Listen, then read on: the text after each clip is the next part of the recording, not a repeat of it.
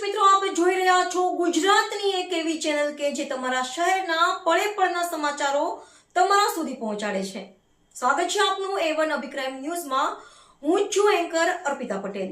અંજારમાં પૂજ્ય ખોડા બાપાની 18મી પુણ્યતિથિ નિમિત્તે ખોડા બાપા પરિવાર અને ટ્રસ્ટ દ્વારા ત્રિવિધ સેવા કાર્યનું આયોજન કરાયું. અંજારમાં જાણીતા સામાજિક અગ્રણી પૂજ્ય ખોડા બાપાની 18મી પુણ્યતિથિ નિમિત્તે પૂજ્ય ખોડા બાપાના પરિવાર અને શ્રી ખોડા બાપા સેવા સંઘ ચેરિટેબલ ટ્રસ્ટ દ્વારા દર વર્ષની જેમ આ વર્ષે પણ માનવ સેવા અને જીવદયાના વિવિધ પ્રકલ્પો અંતર્ગત વિશિષ્ટ સેવા કાર્યનું સુંદર આયોજન કરવામાં આવ્યું હતું. એક મૂંગા પશુ માટે જીવદયાનું કાર્ય, માનવ સેવાની સાથે સાથે જીવદયાને પણ એટલું જ મહત્વ આપીને ગાયો માટે લીલા ચારાની વ્યવસ્થા કરવામાં આવી હતી. ગૌમાતાને ચારો નાખીને પૂજ્ય બાપાની પુણ્યતિથિ અબોલ જીવોની તૃપ્તિનું ઉમદા કાર્ય કરાયું હતું.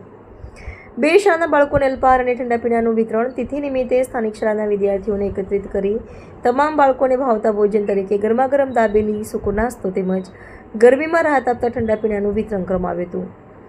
નાસ્તો મેળવીને શાળાના નાના બાળકોના ચહેરા પર અનોખી ખુશી જોવા મળી હતી.